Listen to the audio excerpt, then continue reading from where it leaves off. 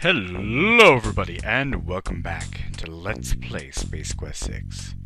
Last time we got kidnapped while trying to get into a hotel room. Roger just cannot catch a break. Why they want us, we don't know. But anyway, let's take a look around. Due to the planetary location of this unit, it can't keep a steady picture for very long. And, as is universally known, the local cable company will get around to fixing it at their convenience. And who knows, you might get lucky and get another shopping channel or country western station in the process. Okay. They ripped off an alien crossing sign. How sophomoric.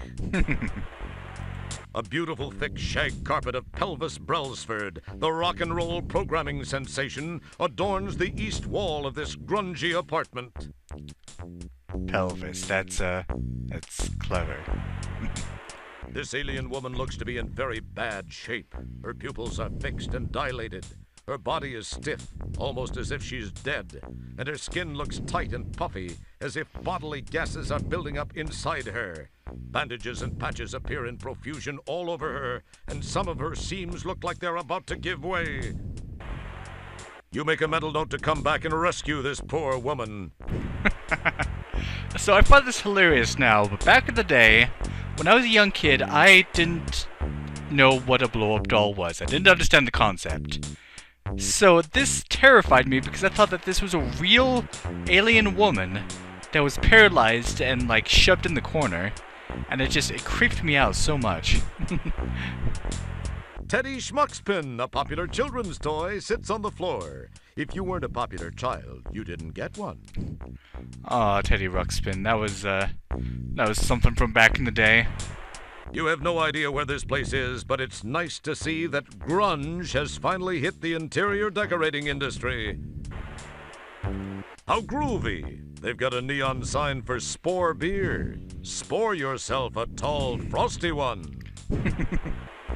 It's the popular pin-up alien Krill McPherson, the one that poses all over time pods in Space Piston magazine. Just watch that McPherson strut. Is that a reference to something? I don't know. What's this? This is the data corder you got from that endodroid hunter dude. We may need to use that, because if we look in our pockets... Don't even bother looking in your pockets. You are carrying nothing. Nada, zip, zero, zilch. Yeah, they took everything. You're back in your comfy, reassuring janitorial duds.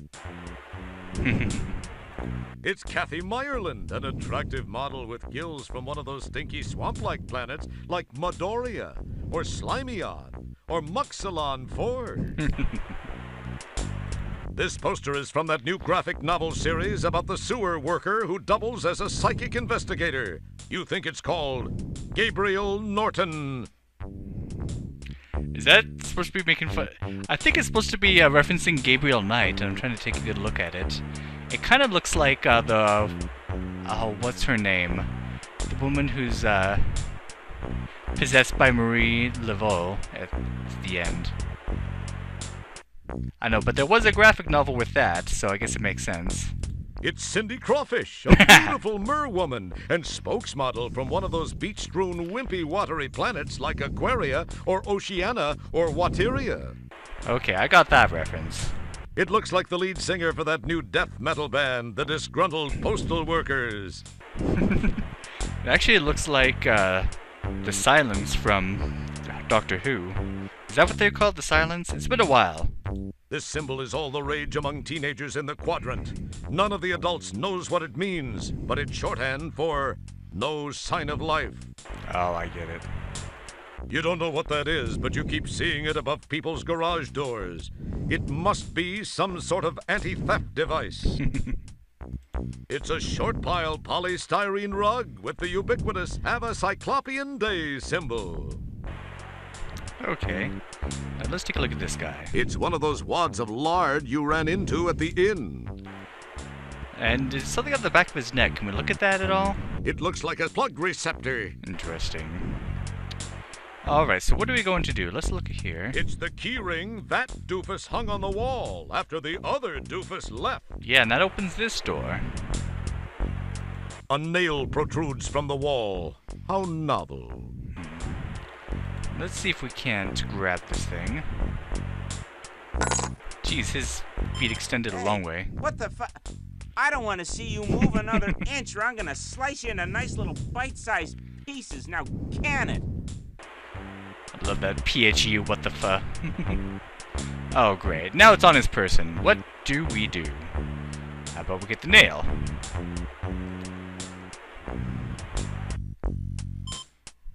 You are now a proud nail owner. Hooray.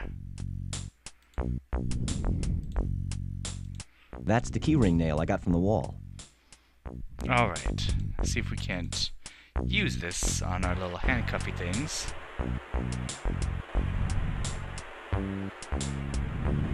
Good thinking. The nail proves to be just what you needed to free yourself from those handcuffs. Presto. Don't get all excited, Little Red Riding Hood. You aren't out of those woods yet. Couldn't have done it... Yeah, Houdini couldn't have done it better himself. Alright. So let's save the game here.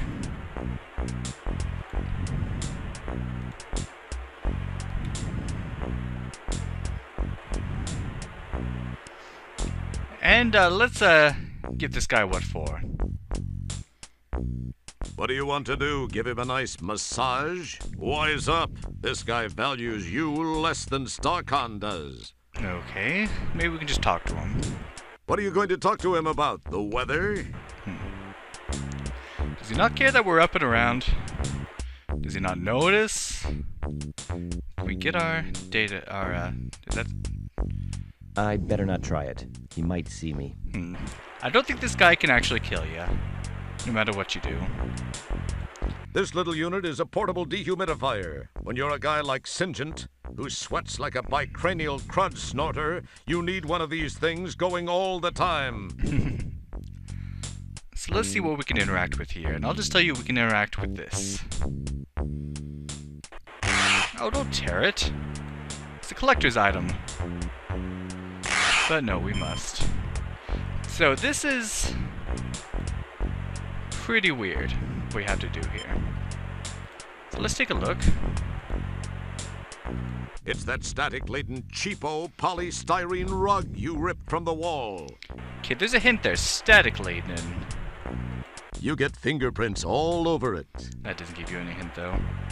So here's what you need to do. Notice that there's like a little socket on the back of his head. You have to lay this out. You carefully lay the rug on the floor. Even though you were never known for your interior decorating talents, you feel very satisfied with the location you have chosen. Let's step on this thing.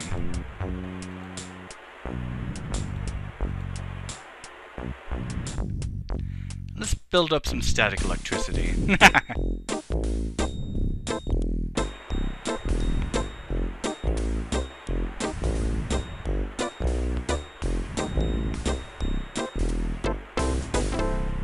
Your body is now carrying a nice static charge. And let's use that to our advantage.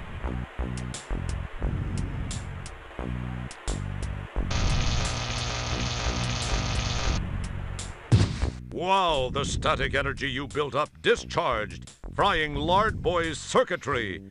Did you actually think of that, or was it just luck? I don't know, because that's very hard to think of.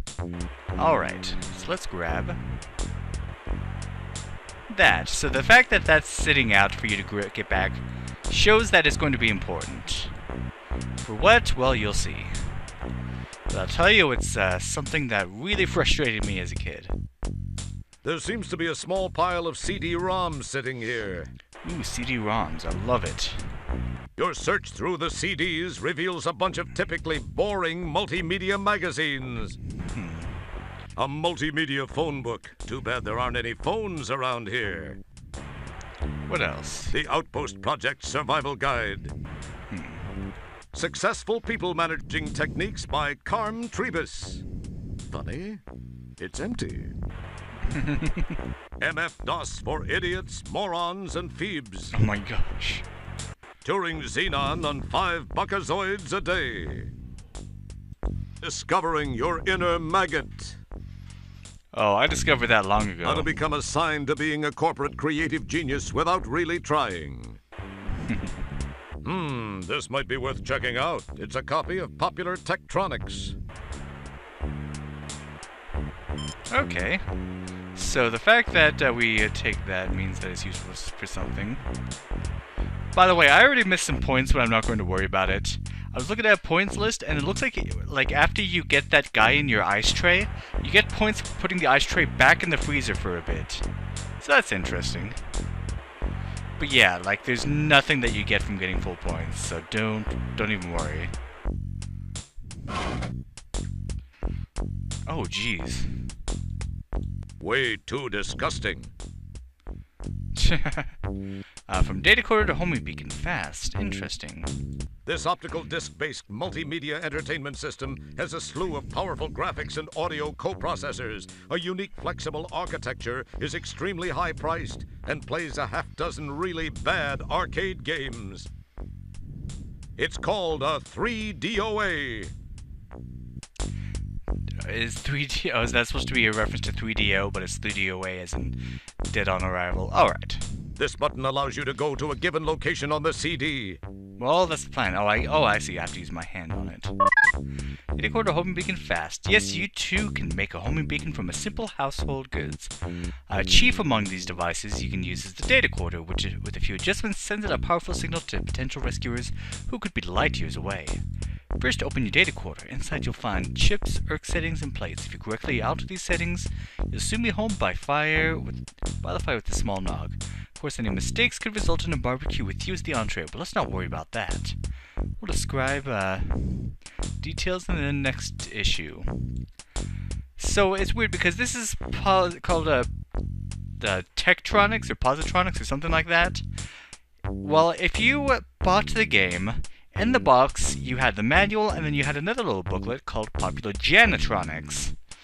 So yeah, it differs from there. That's one confusing thing, but it does give you hints as to how to do it. Anyway, I do recommend reading through it. It has a lot of funny stuff written in it. Like there were some good writers at Sierra, and they went into a lot of work creating the physical stuff you could get. But that's a hint that you want to use that. Unfortunately, we cannot. But I'll show you how to do things. Email shopping with no buckazoids.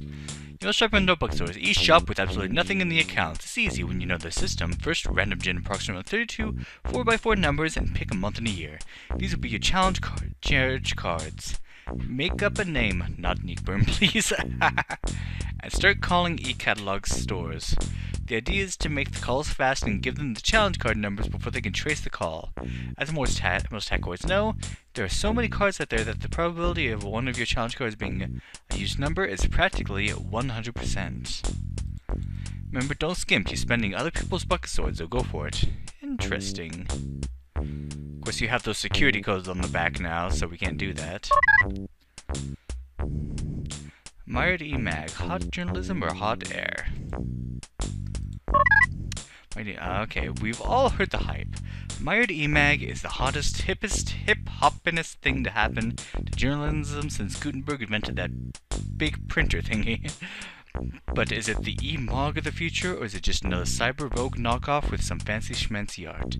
You be the judge. The last issue featured an article on smart drug stores on Celine Dion, a list of the latest techno gibberish, and a review of Waterworld. Are these subjects cool, or do they just leave you cold? Boy, is this dated! Make a time machine out of a DeLorean. Chances are you're too young to remember a quaint little movie about a fellow named Marty McFly, but he and his friend Doc started a trend that has become a popular pursuit among time-traveling hobbyists, making time machines out of DeLorean cars. DeLoreans aren't easy to find these days. They went out of fashion when John DeLorean went in the Slammer, but you have the luck to come across one of these babies. The universe and all its time zones, we mean all its time zones, can be yours. Happy hunting. I actually do want to play the Back to the Future game that's on Telltale. Like on this channel. It's really fun. It's a good game. Search the use of multiple organism. Since the dawn of time, men and women have searched for the multiple organism. Some say that it's just a myth. Others claim that existed at one time, but the effects of toxic waste pollution and electromagnetic forces throughout the universe have made the multiple organism extinct. This writer, for one, has searched all her adult life for the excitement of contact with one of these elusive creatures. The thought of seeing multiple organisms sends a thrill through me, with my entire essence that multiple organisms do exist on some level, and that one day I may meet up with one of them just to say hi. Just to say hi. Okay, that's it. We print something?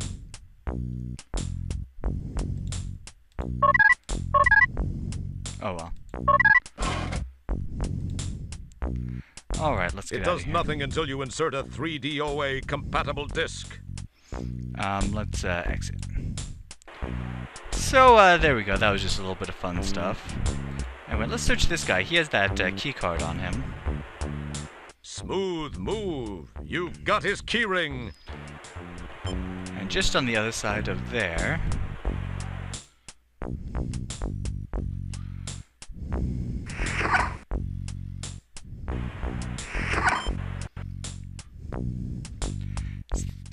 Oh. Well, well, well. The worm is out of the hole. So, you have to ask yourself, do I feel lucky?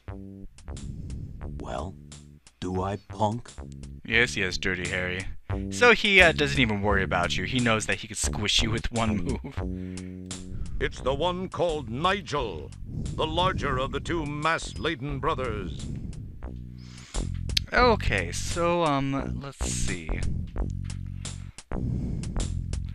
Let's save the game here.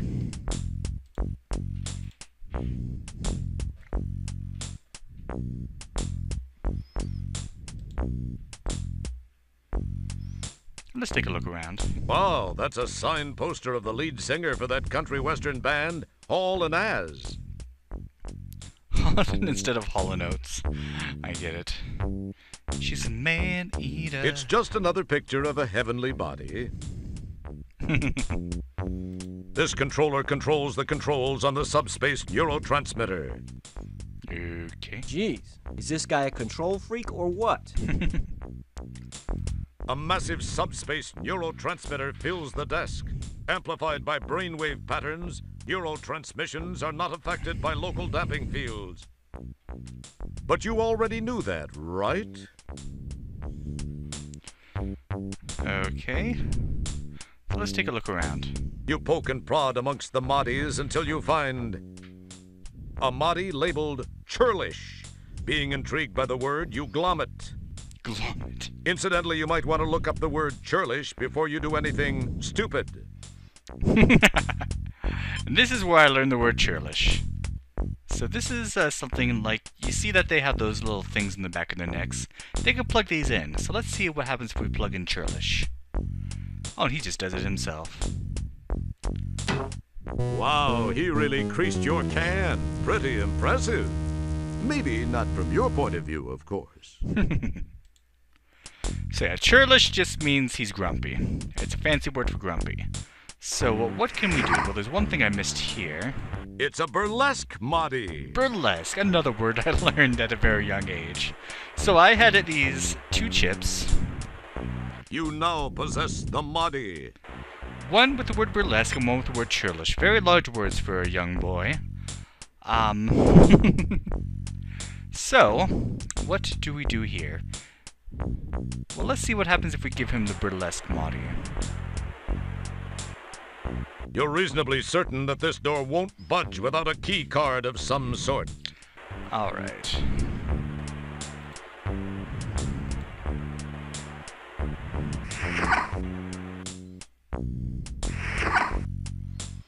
So let's give him the burlesque one, and I think you folks already know what this one means. That's an interesting idea. Not a good one, but interesting nonetheless. What, you won't take it? That's an Boy, it would... Yeah, he won't take the burlesque one. But he will take the churlish one, so what can we do? Notice how churlish has his the sticker's kind of coming off. Let's... The corner of the label in this Mahdi seems to be loose. do that, and connect it onto here. And now, feast your eyes on what is about to happen. Thinking it was the churlish moddy, he pops it in place.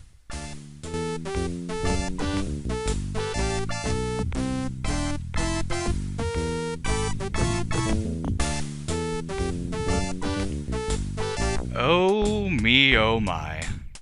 And of course, being a young man, I did not know what a G-string was, so I thought that that was his weird colored wiener. And that he was just naked. Okay! Isn't this a lovely game? Oh boy. Well, we've got rid of him. The carton is full of spare parts and tools to keep the subspace neurotransmitter in operation. An acetylcholine torch, a bunch of axon terminals, a cell receptor, and a new package of postsynaptic membranes. Warning to phenylketonurics, contains phenylalanine. Anyway, let me save once more.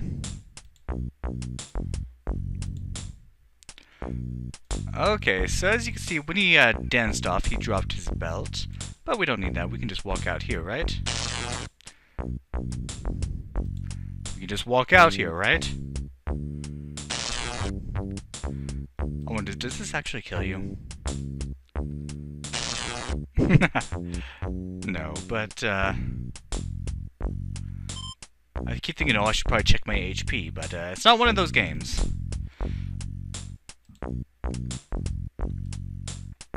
It's Nigel's belt, complete with a damping field actuator and a nifty personal grooming assistant.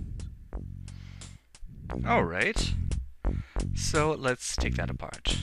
We have the grooming assistant with a bunch of gross hair in it. Boy, wouldn't it be cool if that really worked? Oh, whoops. Hands on that. Okay. So we don't need the belt anymore, so we just get rid of it. But if we use this, that opens up. But now what do? We have a way out, but we're high up. We need to make a homing beacon. As a kid, this is how far I got, because I forget if I just didn't have the manual, or if I didn't understand it, but the little booklet that comes in your game would give you hints. It wouldn't tell you, it'd give you hints as to how to make a homing beacon, but it was mostly just trial and error. I will just straight up show you how to do it. You can look it up yourself how it's done, but I'll just... This button opens and closes the data coder's faceplate. see if I can figure this out. Okay. So you have all these things that you can turn. You can turn these switches on and off. You have these plates here. You can take that off. You take this whole thing off. So let me see how to do this. Okay. So we want...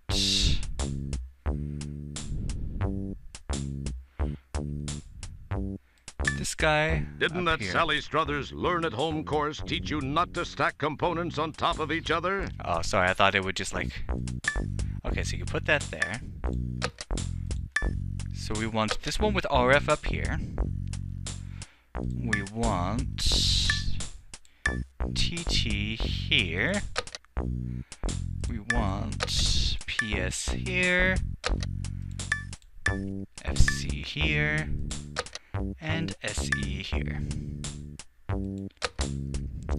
So now we want to change these little faceplate things, or these little chip things. So we want SPN here. We'll keep that as den. We want FER here, rep here, and dim here. And then with these switches, we want 9, 7, 1, 5, oh, whoops, 5, wait, 9, 7, 1, 5, 3. Okay. Homing beacon, we did it.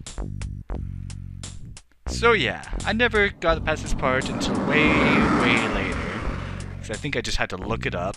And back in the day, when I was a little kid, there wasn't much in the way of guides.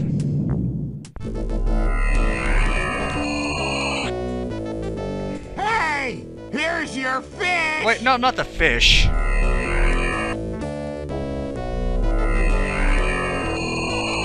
Didn't even want that in the first place. Oh, sorry. Hi. Hello. Stellar, you picked up my homing signal. I can't believe I actually made it work. Now no one can say I spent a little bit too much free time in the bathroom with Popular Tektronix. Popular Tektronix, who are you trying to kid? I know what you were reading in there. What was that voice, Roger? I thought I heard something. Pay no attention, Stellar. It was probably just a mechanical flatulence from the ship. Anyway, we received a transmission from a nearby StarCon communications monitoring platform. They told us of some unusual signal originating from the area of polysorbate 60. We dialed it in, scanned the coordinates, and found you. So what are you doing in this sector, Stellar? I thought you were stationed on the SCS Heinz 57. I am. I had some leave accumulated and decided to take it. This is kind of embarrassing for me. I actually came to see you. I've been thinking about you a lot lately, and I was curious about what you'd been up to, so I decided to visit. And when I arrived here, I found you had just left for shore leave on polysorbate. I decided to follow you down and try and catch up with you. When I got to that dump of an inn and found you'd been kidnapped by those thugs, I searched around, but could find no trace of where they'd taken you. That certainly is a strange place. I decided to beam back up to the deep ship and try to locate you through your transport communicator signal. When I'd returned, I found you'd left it up here on the ship. I didn't know what to do then until that call came through from the StarCon installation. You're a lucky man, Wilco. Yeah. I guess I am. If you hadn't gotten there when you did, I'd probably be a victim of some serious cement poisoning after those geeks chucked me off that balcony. Terrace. What? Well, actually, it was a terrace. Whatever. Thanks, Stellar. I sure owe you a big one. I'd sure like to collect that sometime. But let's talk about you and me. Perhaps I could take you to dinner sometime soon. I'd like that, Stellar. I'd like that a lot. The thing is that I kind of have a relationship with another, and I wouldn't feel very comfortable about that. I mean, it wouldn't be fair to her. You understand? Not to mention the fact I'd be wearing my sphincter for a necklace if Beatrice ever found out. I hope you do understand, Stellar. I like you. I think I even more than like you. I don't know where I got this inordinate sense of loyalty toward Beatrice. I believe the word that explains that is fear. Pound sand, pal. Please know that were the situation any different, I'd be making that date with you right now. Oh, I see. Friends, co-workers, buddies. That's all this is gonna be. Guess I knew it somewhere inside. I just didn't want to believe it. I guess I admire your trueness of heart, however misplaced. But I feel much more inclined to damn you for it. I know that's selfish, but it's how I feel. I must admit it shows something more about you, more depth of character than I gave you credit for, Wilco. Well, I'm patient if you ever have a change of heart.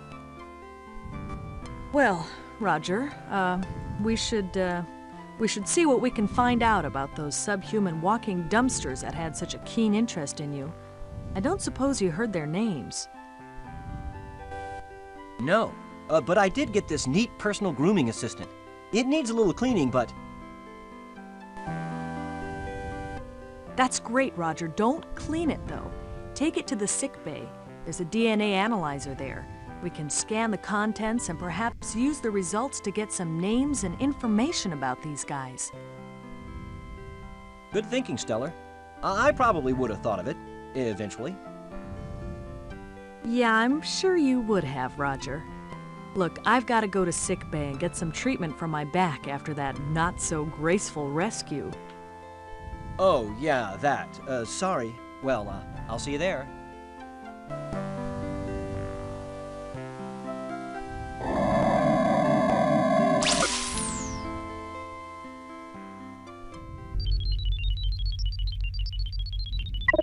Commander, I am receiving a message from StarCon.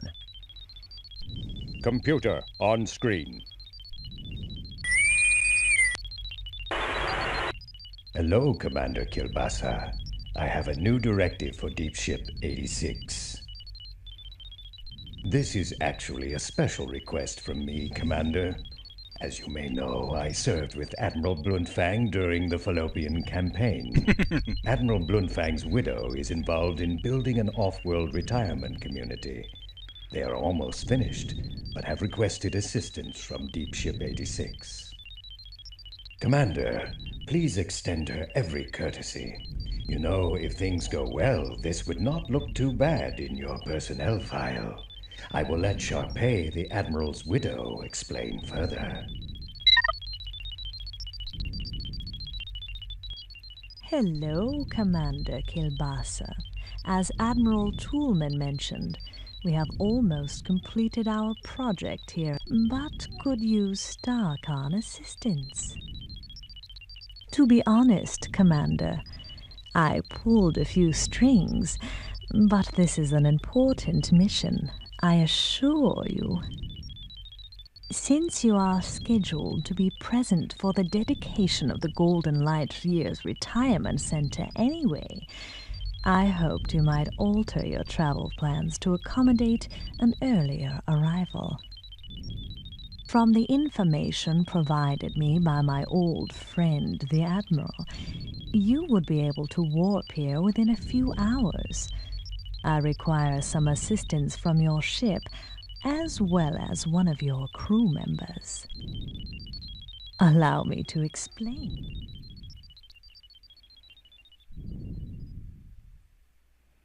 Meanwhile, back in sickbay.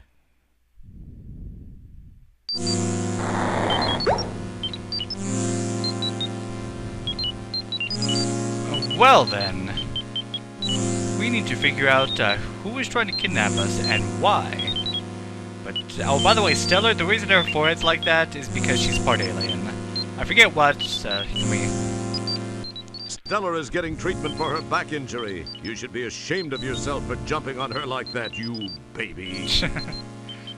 If we're looking at our pockets, we've still got the fish who's looking a little bit worse for the wear. It looks vaguely like your hiney after it's been chewed out by your boss. But what can we find out about this hair, and what major problem did I have with this game as a kid? Besides the transporter thing. Well, you're gonna find out next time on Let's Play Space Quest 6. Thank you for watching and have a good day.